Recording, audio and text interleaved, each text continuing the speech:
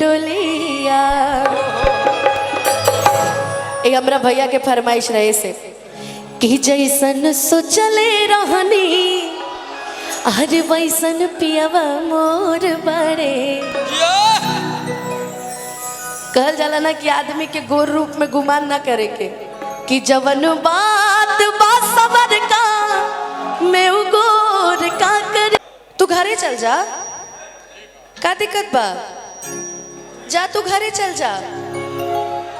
अगर समुंदर में से एक दो लोटा पानी कम हो जाए तो समुंदर के कोनो फर्क पड़े वाला नहीं खी। तय कार्यक्रम में हम जहाँ के चलते आइल बानी वहाँ की दिक्कतें नहीं। अच्छा हमेशा हर बात हमरे से काहे होला? अच्छा भैया के गौर फरमाइश रहे, हम चाहे आपके सुना दी। हम राजा भैया के फरमाइश रहे, वहाँ के मूड में बने।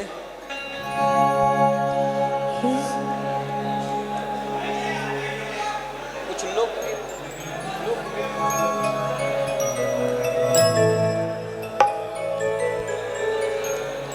कि बड़ा नीक लागेला बलम जी के बोलिया कि जब से ले आइल बड़े आपन घरे डोलिया। एक हमरा भैया के फरमाइश रहे से कि जैसन सोचले रहनी अरे वैसन पियावा मोर बड़े। कहल जाला ना कि आदमी के गोर रूप में गुमान ना करे के कि जवन बात बा सबर का मैं गोर का करी। आ जवन का दिही अनहार उ अजोर का करी। ऐसे गोर रूप देख के ज्यादा चुनराइल ना चला। सुविधा तोरा के नहीं कहत कि जैसन सोचले रहनी वैसन पियावा मोर बड़े सावर न गोर बड़े हो। कि जैसन सोचले रहनी वैसन पियावा मोर बड़े सावर न गोर बड़े हो। थोड़े छरहर पाता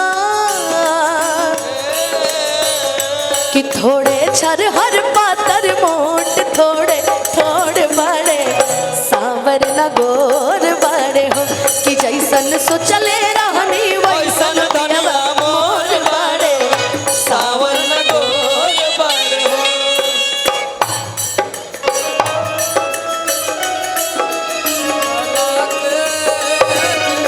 इश्क नचावे यार दीवाना नाचेला हो। इश्क नचावे और दीवाना नाचेला। कौन हनी जादू ऐसन रउआ सजन जी प्रीतिया के रंग में रंगा गिल बाटे मान जी। मोहन जी कौन हनी जादू ऐसन रउआ सजन जी प्रीतिया के रंग में रंगा गिल बाटे मान जी। प्रीतिया के रंग में रंगाइल बाटे मान बनियन मोल ए सजन जी श्रृंगार बन के आ गई। जैसन सोचल रही हम वैसन सखी रे बर पा गई।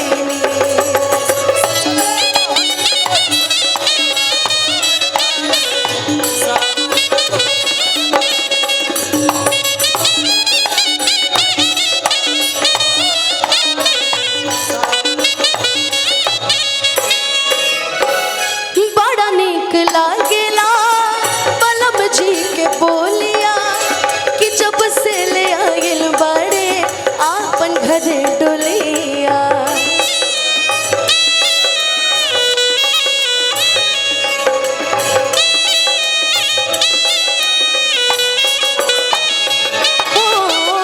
बड़ा नीक लागेला बलम जी के बोलिया कि जब से ले आइल बड़े आपन घरे डोलिया।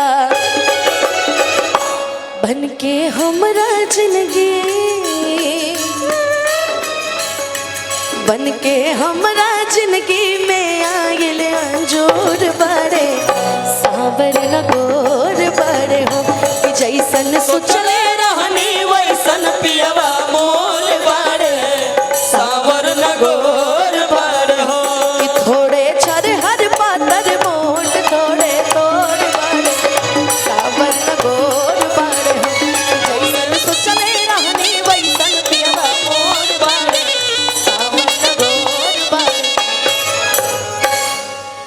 कि थोड़े छर हर पातर मोट थोड़े थोड़ बड़े सावर न गोर बड़े हो। अगर बढ़िया लगल हो कि तो चाव के एगो ताली